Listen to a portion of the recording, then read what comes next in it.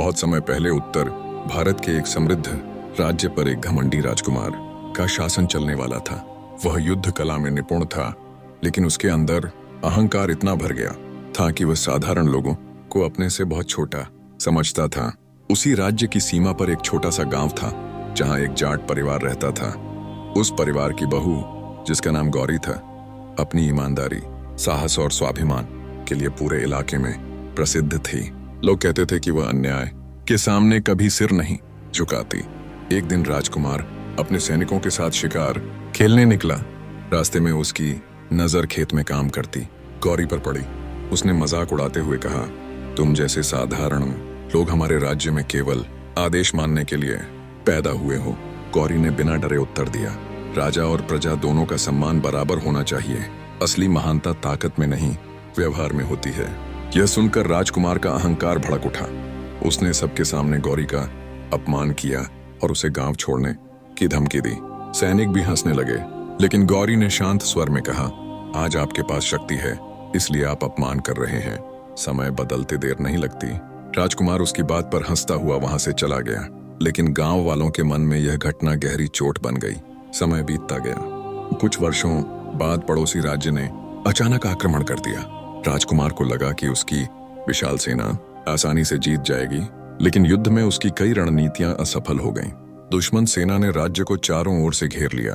राजमहल में घबराहट फैल गई। तभी सेना के एक वृद्ध सेनापति ने सुझाव दिया, सीमा के गांवों के लोग इस इलाके के हर रास्ते को जानते हैं। यदि वे साथ दें तो युद्ध का रुख बदल सकता है। मजबूरी में राजकुमार गांव सहायता मांगने पहुंचा। जब वह उसी गांव पहुंचा तो उसकी नजर गौरी पर पड़ी। वर्षों पहले किया गया अपना व्यवहार उसे याद आ गया। गांव वालों ने कहा, जिसने हमारे सम्मान की परवाह नहीं की, उसकी सहायता क्यों करें? राजकुमार पहली बार निरुत्तर हो गया। उसने गौरी के सामने सिर झुकाकर कहा, मैंने अपने घमंड में बहुत बड़ी गलती की थी। यदि संभव हो तो मुझे क्षमा कर दीजिए। गौरी कुछ पल शांत रही, फिर बोली, व्यक्ति की पहचान उसकी गलती से नहीं, बल्कि उसे स्वीकार करने के साहस से होती है। यदि आपका पश्चाताप सच्चा है तो हम अपने राज्य की रक्षा अवश्य करेंगे। इसके बाद गांव के किसानों, चरवाहों और युवाओं ने सेना की मदद की। उन्होंने जंगलों के गुप्त रास्ते बताए, दुश्मन की गतिविधियों की जानकारी पहुंचाई और सैनिकों के लिए भोजन और पानी की व्यवस्था की। कुछ ही दिनों में युद्ध का पासा पलट गया।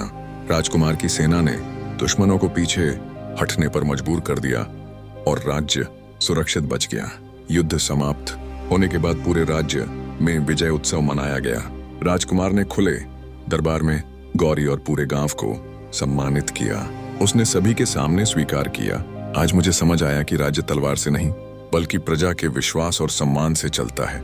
जिस दिन मैंने एक स्वाभिमानी स्त्री का अपमान किया था, उसी दिन मैंने अपने राज्य की शक्ति को कमजोर कर दिया था।